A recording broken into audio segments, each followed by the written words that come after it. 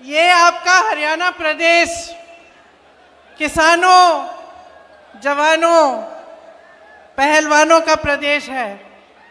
यहाँ आकर बहुत खुशी होती है, बहुत गर्व महसूस होता है।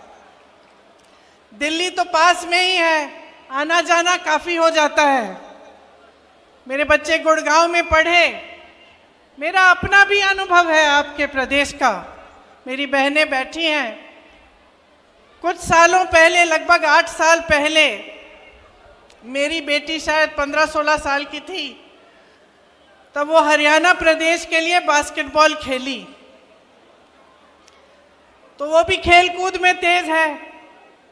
जब उसको यहाँ आना था एक कैंप के लिए, सर्दी का समय था, मैं भेजना चाह रही थी कि जाए, बाकी बच्चों के साथ अच्छी तरह से खेले, सीखे। तो मैंने कहा मैं छोड़ आती हूँ। मैं यहाँ आई, सोनेपत के पास एक जगह थी जहाँ पे स्कूल में एक कैंप था, कोचिंग का कैंप था। तो सुबह छोड़ना था और शाम को बेटी को घर ले जाना था। तो मैंने सोचा अगर मैं कैंप में जाऊंगी तो सबको पता चलेगा कि ये किसकी बेटी है। तो मैंने सोचा कि इससे अच्छा मैं थोड़ा दूर उसको छोड़ देती हूँ और वो चली जाएगी और शाम को मैं आके ले लूँगी, तो किसी को पता नहीं चलेगा कि मेरी बेटी है, सब की तरह समान तरह से उसके साथ व्यवहार होगा। तो मैंने बेटी को छोड़ दिया सुबह पाठशाला में। यहाँ सोनेपत के पास एक सरकारी पाठशाला थी शायद, और मैंने सुरक्षा कर्मियों को कहा कि अपनी गाड़ी हम किसी खेत के पास लगा देते हैं, गाड़ी में रुक जाएंगे पूरे दिन। तो बैठी थी मैं गाड़ी में, कुछ 1-2 किलोमीटर दूर था पाठशाला से, और मैंने खेतों में देखा कि एक दादाजी खेत में काम कर रहे हैं। तो मैंने सुरक्षा कर्मियों को कहा आप यहीं ठहरो, मैं जाके ज़रा बात करती हूँ। मैं चली गई खेत में उनसे बात करने के लिए। उन्होंने मुझे पहचाना नहीं, सुरक्षा कर्मी दूर थे। बातचीत हुई, मैंने कहा मुझे सिखा दीजिए कटाई करना। कटाई कर रहे थे तो थोड़ा सिखाया मुझे, थोड़ी सी कटाई मैंने उनके साथ कर ली। उन्होंने सोचा होगा ये शहर की लड़की है, थक गई होगी, धूप बहुत है, तो कहा कि बेटा घर चलो मेरे साथ, घर में चाय पिलाएंगे, थोड़ा सा आराम कर लेना। मुझे भी लगा कि पूरे दिन इंतज़ार करना है, तो चलो इन्हीं के घर चले जाती हूँ, दादू जी के साथ चली जाऊँगी, वहीं बैठ जाऊँगी, पूरा दिन इंतज़ार करना है मुझे। तो दादू के साथ मैं घर चली गई। मुझे घर ले गए अपने, घर में दादी जी थीं, छोटे छोटे बच्चे थे, बहुएं थीं। मुझे खाना खिलाया, पराठे बनाए, चाय पिलाई, सारी बातें बताई कि कौन कहाँ पढ़ता है, कौन किसकी नौकरी कहाँ है, सारी चीज़ें मुझे एकदम अपना लिया। मतलब अभी अभी मिले थे, मुझे जानते नहीं थे, अपने परिवार समान घर ले गए, अपनाया।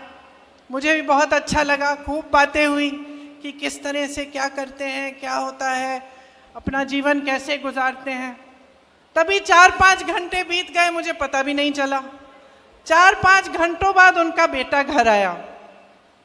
अब इत्तेफाक से उनके बेटे ने रायबरेली में काम किया था, तो मुझे देखते ही पहचान लिया और कहा कि आप तो प्रियंका हैं। तो अब मैंने कहा नहीं था, मैंने कुछ कहा नहीं था उनको, तो मुझे भी अचानक मुझे लगा, मैंने कहा हाँ। तो फिर तो सबने और भी गले लगाया, और फिर दादी जी की बात की, पिताजी की बात की, और हमारी एक दोस्ती हो गई। देखिए 8 से 10 साल बीत गए हैं। जब जब मेरी रैली आसपास लगती है तो उनका बेटा मनोज कभी कभी दादू जी को ले आते हैं मेरे से मिलने, कभी कभी मेरे घर भी आते हैं। जब जब मेरे घर आए तब कभी खाली हाथ नहीं आए, गन्ना लाए, घी लाए, बच्चों के लिए कुछ ना कुछ लाए, कपड़े लाए।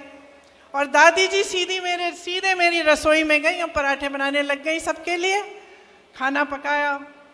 तो एक अपनापन जो था वो एकदम बन गया।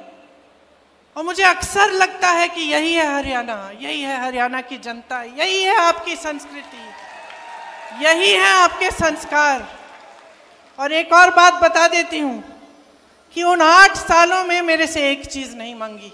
कुछ भी मांग सकते थे, जब हमारी सरकार थी केंद्र में तो ठीक है, लेकिन सरकार न होते हुए भी कुछ भी मांग सकते थे, ये नौकरी दिलवा दो, एक काम करा दो। कुछ नहीं मांगा आज तक मेरे से, सिर्फ मुझे प्रेम दिया है। और मैं समझती हूँ हमेशा कि जो आपका प्रदेश है और मेरा परिवार है, उसके बीच जो रिश्ता रहा है, उसी का प्रतीक ये मेरा एक छोटा सा रिश्ता जो इस एक परिवार के साथ है वो है। एक और बात बताती हूँ, मेरी बच्ची फिर हरियाणा के लिए खेली और उसके साथ 10 और लड़कियां थीं जो उसकी टीम में थीं। यहाँ से दूर जाना था पौंडीचेरी, चेन्नई से भी आगे, मद्रास से भी आगे।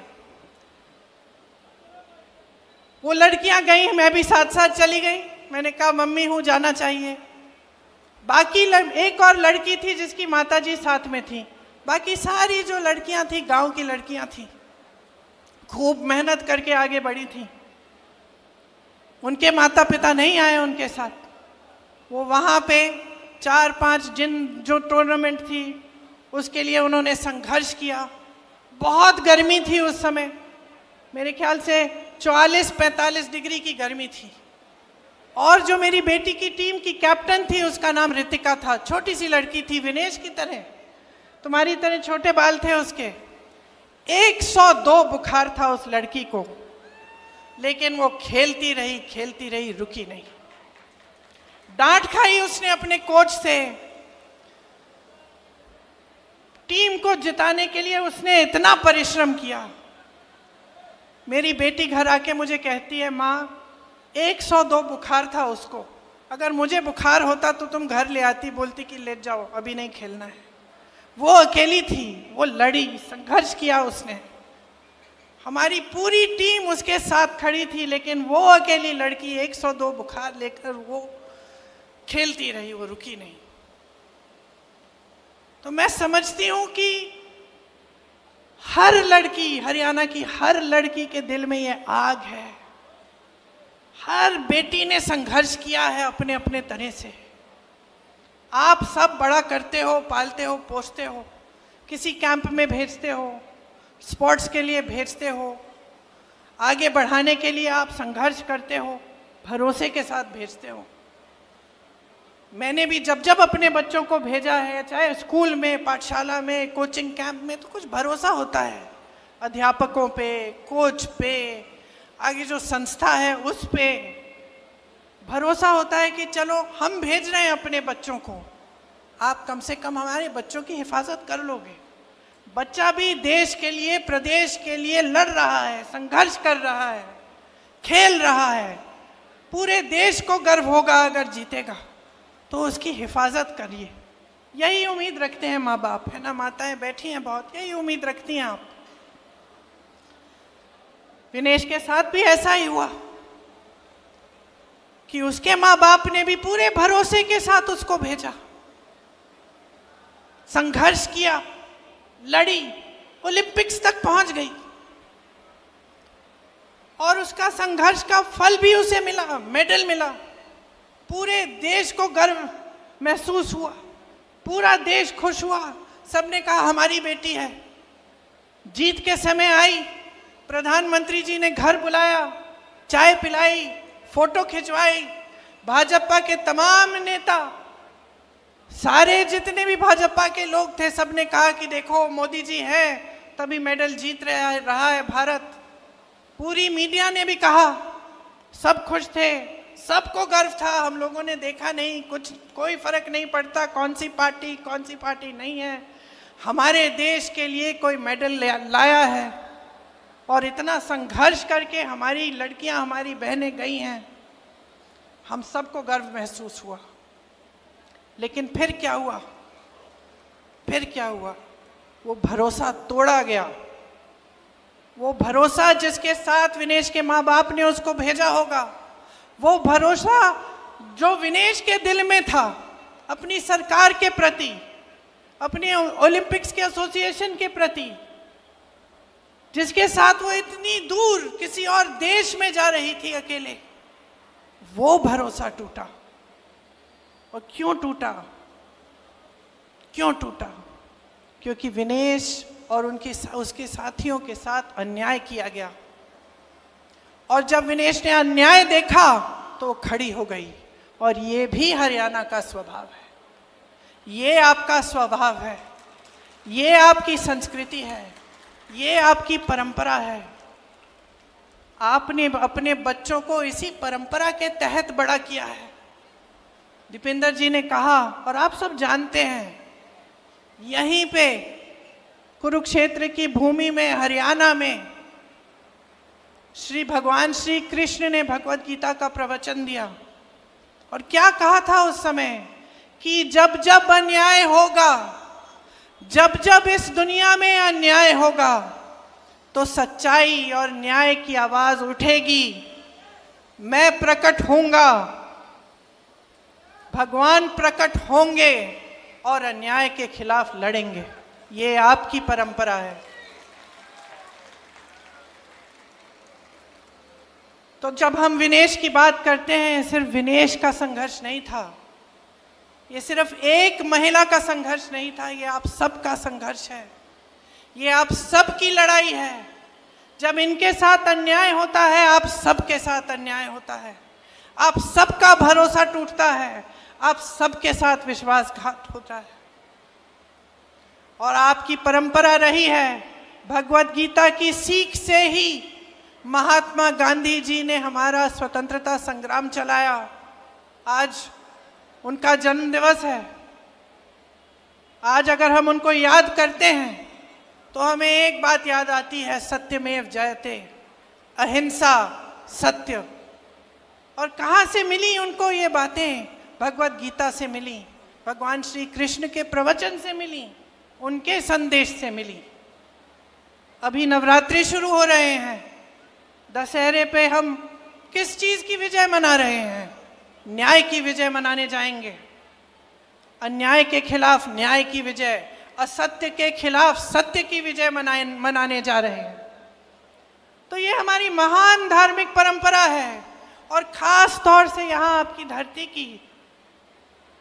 और आज आपके साथ हर स्तर पर विश्वासघात हो रहा है, हर स्तर पर अन्याय हो रहा है। मैंने कहा, किसानों की धरती है, जवानों की धरती है, पहलवानों की धरती है। किसानों के साथ कितना अन्याय हुआ। 3 काले कानून लाने वाले मोदी जी अपने घर से तब 5 मिनट के लिए बाहर नहीं आ पाए, जब आप महीनों से उनके दरवाजे के पास कुछ ही किलोमीटर दूर दिल्ली के बॉर्डर पे खड़े हुए उनसे न्याय मांग रहे थे। वो ऐसे कानून बनाने जा रहे थे जिससे आपके पेटों पे लात पड़ती। उनको मालूम था कि इन कानूनों से सिर्फ बड़े बड़े उद्योगपतियों का फायदा होगा, किसानों का कोई फायदा नहीं होने वाला है। फिर भी वो पीछे हटे नहीं। आपने संघर्ष किया, बैठे रहे महीनों के लिए, आप पे लठ चलाया गया, आपको मारा पीटा गया, 750 किसान शहीद हुए। ये हिले नहीं। हिले तब जब उत्तर प्रदेश का विधानसभा का चुनाव आया, जिसका जिक्र आपने किया दीपेंद्र जी। जब चुनाव आया तब हिले। तब इनको लगा कि अब चुनाव में मुश्किल हो जाएगी, ये 3 काले कानून हम वापस ले लेते हैं। तो किसानों के साथ इन्होंने सरासर अन्याय किया। एमएसपी की बात करते हैं और फिर उन उपजों पर एमएसपी देते हैं जो आप यहाँ पे उगाते ही नहीं हैं। कहते हैं हमने 24 ऐसी चीज़ें हैं जिन पे 24 फसल हैं जिन पे हमने एमएसपी दिया है, उसमें से 10 तो आप उगाते ही नहीं हैं यहाँ हरियाणा में। तो किसको बेवकूफ़ बना रहे हैं? पूरा देश देख रहा है, देश की जनता देख रही है। आपने कहा कि रोजगार के मामले में हरियाणा सबसे पीछे है। रोजगार बनाएंगे कहाँ जब इन्होंने सब अडानी और अंबानी को दे दिया है? सारी चीजें जो हैं, सारी जमीन, सारे उद्योग, सारे बंदरगाह, सारे हवाई अड्डे, सब कुछ बड़े बड़े उद्योगपतियों को दे दिया है। तो रोजगार बनेंगे कहाँ से? जो आपके छोटे मोटे बिजनेस होते थे, जहाँ से रोजगार बनते थे, जो खेती किसानी थी, वहां से आज रोजगार नहीं बन सकते हैं। तो ये रोजगार देने का काम कर ही नहीं सकते, क्योंकि इनकी नीतियां ही इसके खिलाफ हैं, आपके खिलाफ हैं। इसीलिए अग्निवीर जैसी स्कीमें निकालते हैं, जिससे आप अपने बच्चों को, जब नौजवानों को आप सरहद पे भेजते हैं देश के लिए शहीद होने के लिए, और उनको बताया जाता है कि अगर तुम शहीद हो जाओगे तो तुम्हारे माँ बाप को पेंशन नहीं मिलेगा। बताया जाता है कि जाओ 4 सालों के लिए सेना में भर्ती हो जाओ और 4 साल बाद वापस आ जाओ, फिर से बेरोजगार बनो और फिर से नौकरी ढूंढने निकलो। ये दिया है आपको मोदी जी ने। आपको ये एक फैमिली आईडी दे दी, पहचान पत्र जिसमें परिवार के हर सदस्य का नाम, हर सदस्य की आमदनी चाहिए इनको। मैं मिली थी कुछ लोगों से भैया के साथ 2 दिन पहले, वो बता रहे थे कि जब से ये आईडी आया है तब से मुसीबत ही मुसीबत है। सबकी आमदनी जोड़ दी है और कईयों की आमदनी नहीं है, वो उसमें झूठी आमदनी डाल के जोड़ दी और फिर कह दिया कि ना तुम्हारा बच्चा सरकारी स्कूल में पढ़ सकता है क्योंकि तुम्हारी तो आमदनी बहुत है, या कह दिया कि जो किसान को सुविधाएं मिलती हैं वो तुम्हें मिलेंगी नहीं क्योंकि तुम्हारी आमदनी बहुत है। तो इस तरह से आपको गुमराह करने का काम किया है। 10 साल हो गए, 10 सालों से सिर्फ और सिर्फ आप अन्याय देख रहे हो, नौजवानों के साथ, पहलवानों के साथ, किसानों के साथ, महिलाओं के साथ। तो बचता क्या है? भगवान ने कहा कि जब जब अन्याय होगा तो न्याय की लड़ाई लड़ने के लिए आपके बीच उतरेंगे। लेकिन ये भगवान तो आपके दिल में भी तो है, यही भगवान आपके दिल में है, तो कब खड़े होगे इस अन्याय के खिलाफ? विनेश खड़ी हुई, बड़े बड़े नेताओं ने इसका साथ छोड़ दिया, मोदी जी ने नहीं बुलाया चाय पे, आए भी नहीं इनसे मिलने के लिए, बात करने के लिए, लेकिन इस देश की जनता खड़ी हो गई विनेश के साथ। आप खड़े हुए विनेश के साथ, क्योंकि आपके दिल में सच्चाई है, आपके दिल में भगवान है।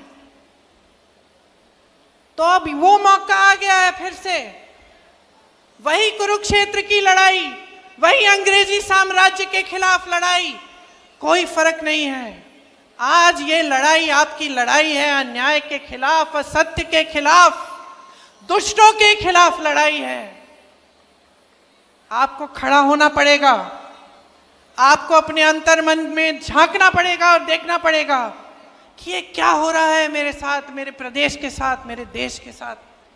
ये नेता जो मंच पे आते हैं, बड़ी बड़ी बातें करते हैं, लेकिन जब काम का समय आता है तो हमें देखते ही नहीं है।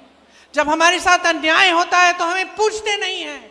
जब हम इनके दरवाजे तक पहुंचते हैं और सड़क पे बैठ के इनसे यही गुहार लगाते हैं कि हमारी बात सुन लीजिए, हमारे साथ अन्याय हो रहा है, हमें आपके कानून नहीं चाहिए, हमारी भलाई करिए, तब हमारी तरफ देखते तक नहीं है। किसान कुचले जाते हैं, इनके मंत्री के बेटे के द्वारा जीप के पहियों के नीचे कुचले जाते हैं, ये हिलते नहीं है, पलक नहीं झपकाते।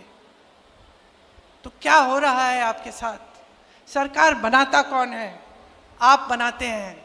नेताओं को बनाता कौन है? आज चाहे दीपिंदर जी हो, चाहे मैं हूं, चाहे विनेश जी हो, क्या आपके बिना हम इस मंच पे बैठ सकते हैं? क्या अगर आपने हमारा समर्थन नहीं किया होता, हमें आगे नहीं बढ़ाया होता, हमें ये अपना कीमती वोट नहीं दिया होता, तो क्या हम यहाँ आकर नेतागिरी कर सकते हैं? तो आपको समझना पड़ेगा कि शक्ति आपकी है, बहनें, आपकी सबसे बड़ी शक्ति है।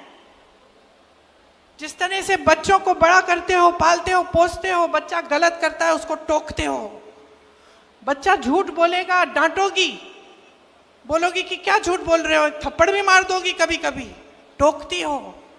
नेताओं को अब टोकने का समय आ गया है।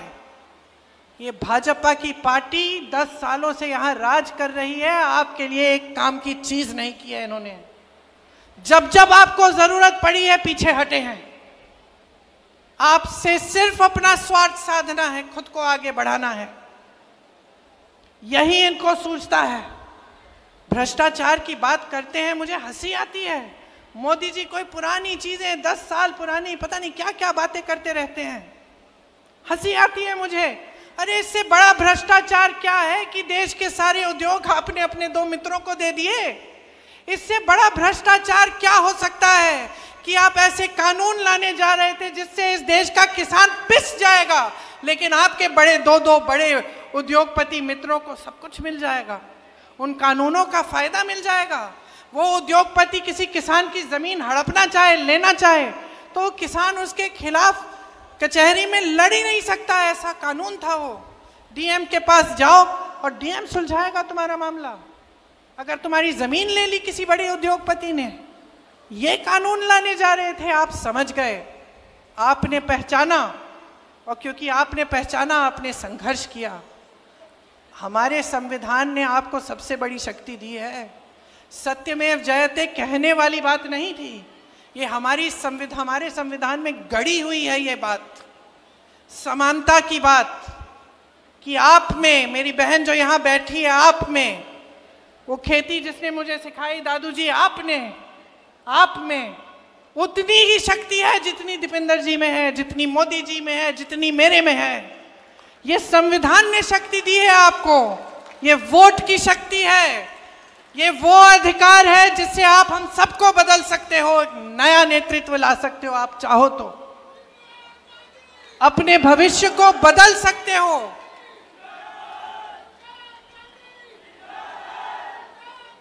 आपका भविष्य आपके हाथों में है, इस बात को आप गहराई से समझ लीजिए।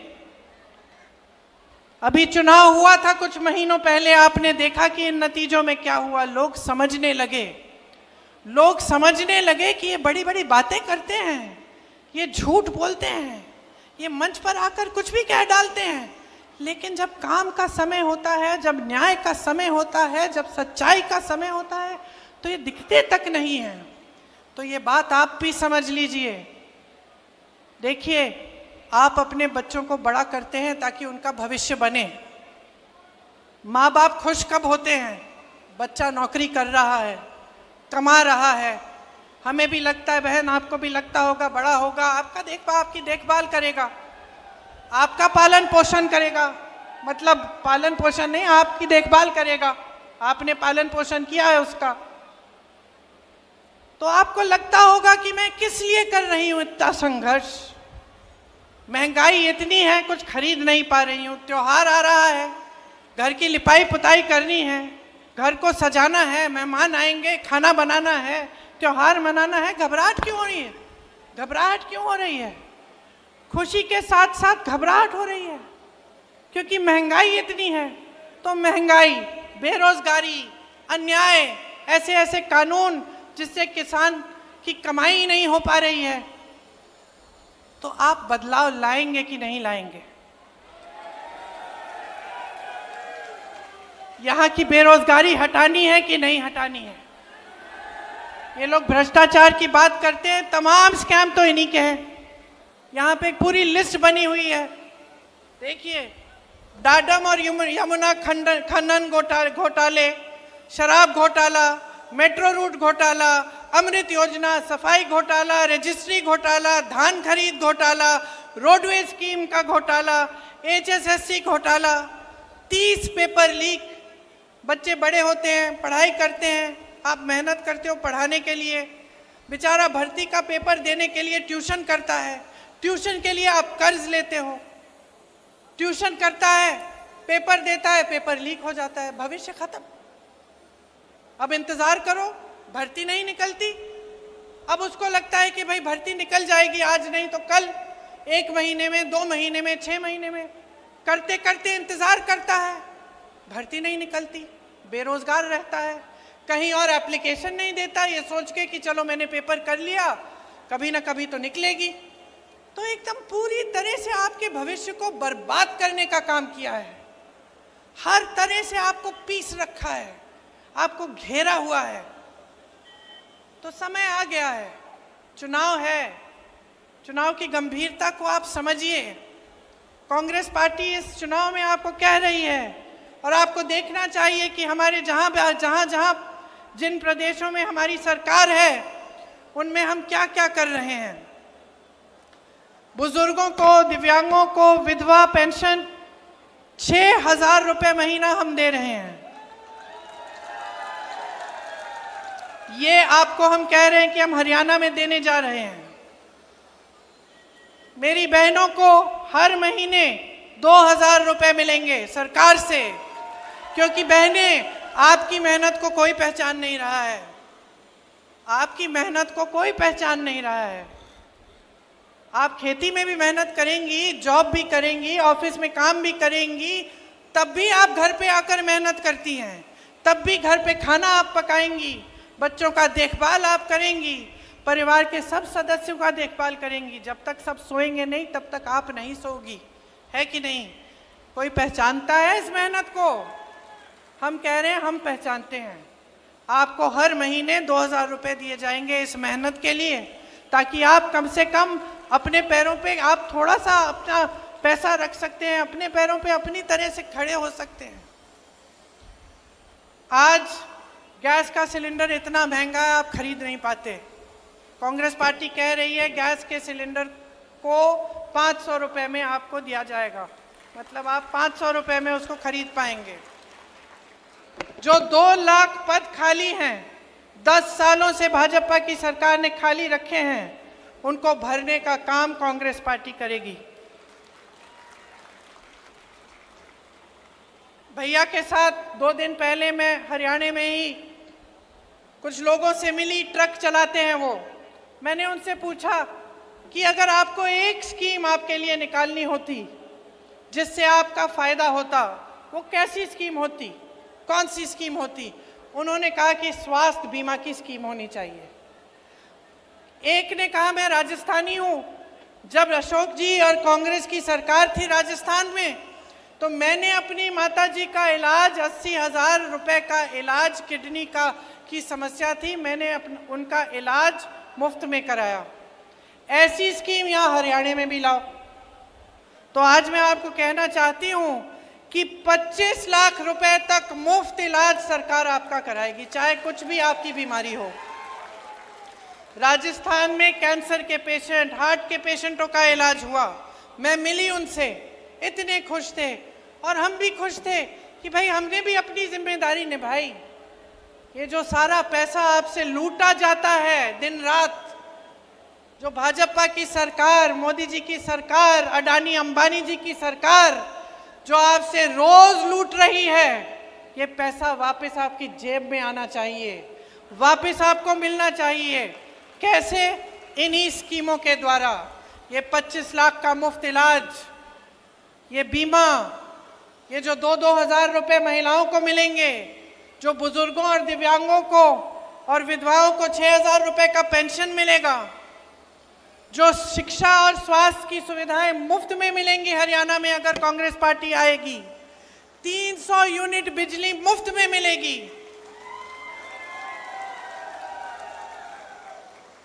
गरीब परिवारों को 100 गज का प्लॉट और 2 कमरे का मकान जो मिलेगा, ये सब आप ही के पैसों से जो आज आपसे लूटे जा रहे हैं, बड़े बड़े उद्योगपतियों को दिए जा रहे हैं, उन पैसों से आएगा ये पैसा, क्योंकि ये आपका पैसा है, आपकी जेब में जाना चाहिए। मैंने एमएसपी की बात की, इसकी गारंटी दे रहे हैं हम, गारंटी दे रहे हैं कि आपको मिलेगी। हम पीछे हटने वाले लोग नहीं हैं, हम लड़ने वाले लोग हैं। हम आपके लिए सड़कों पे उतरे हैं, हमने संघर्ष किया है, चाहे दीपिंदर जी हो, चाहे विनेश जी हो, हम सब ने आपके लिए संघर्ष किया है और करते रहेंगे। हम सब आपके लिए दिन रात समर्पित रहेंगे। आप याद रखिए कि कौन आपके लिए खड़ा रहता है और कौन आपके लिए सच्चाई से काम करना चाहता है।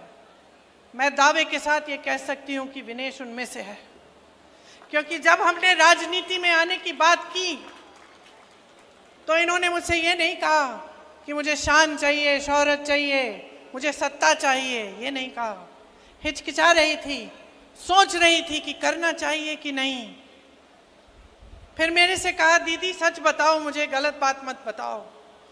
राजनीति में आने से क्या जो ये मेरी न्याय की लड़ाई है हरियाणा की लड़कियों के लिए, हरियाणा की मेरी बहनों के लिए, इसको मजबूती मिलेगी कि नहीं? अगर मजबूती मिलेगी तभी मैं राजनीति में आऊंगी, ये बोला है।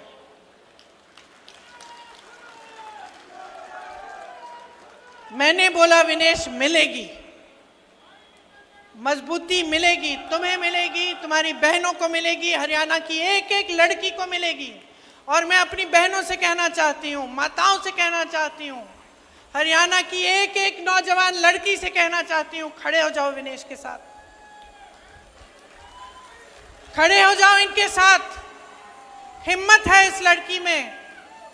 इसने कहा कि ये टूट गई थी, लेकिन मैं जानती हूं ये टूटी नहीं, ये टूटी नहीं।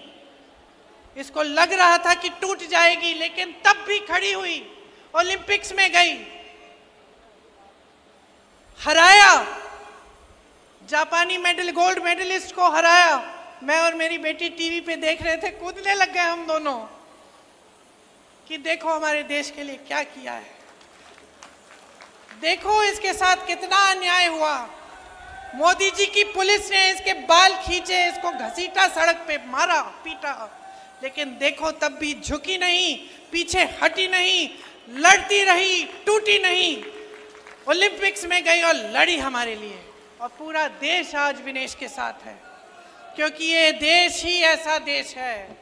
इस देश का स्वभाव है कि ये देश सच्चाई को पहचानता है, सत्य को पहचानता है, न्याय चाहता है, और हमेशा यही लड़ाई इस देश के वासियों ने लड़ी है।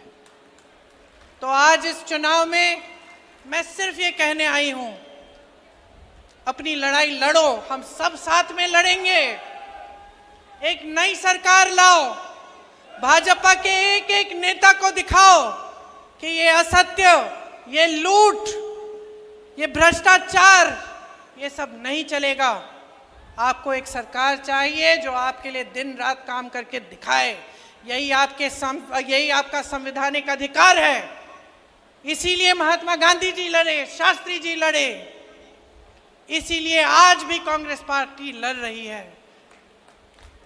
अगर मेरे भाई राहुल गांधी के साथ अन्याय नहीं होता, अगर उसने संघर्ष नहीं किया होता, अगर मेरे पिता की लाश वो घर नहीं लाता, तब उसमें ये हिम्मत नहीं होती कि वो 8000 किलोमीटर इस देश की एकता के लिए चलता। अगर विनेश के साथ अन्याय नहीं होता, तब शायद उसमें इतनी हिम्मत नहीं होती जितनी आज है। आपके साथ भी अन्याय हो रहा है, हिम्मत बनाओ, लड़ो, बदलो इस सरकार को, हटा दो इस भाजपा को। कांग्रेस की लहर आपके सम्मान की लहर है, पूरे हरियाणा में ये लहर छा गई है। वोटिंग के दिन कांग्रेस पार्टी को मजबूत बनाकर, विनेश को अपना वोट देकर आप अपने भविष्य को मजबूत बना रहे हो। आप सबने बहुत ध्यान से मेरी बातों को सुना, कुछ लंबा भी बोली मैं, तो आपको घर भी जाना पड़ेगा, अभी काफ़ी समय से बैठी हैं। आपको बहुत बहुत धन्यवाद, और नवरात्रि के लिए, दशहरे के लिए मेरी तरफ से, मेरे परिवार की तरफ से बहुत बहुत शुभकामनाएं। जय हिंद।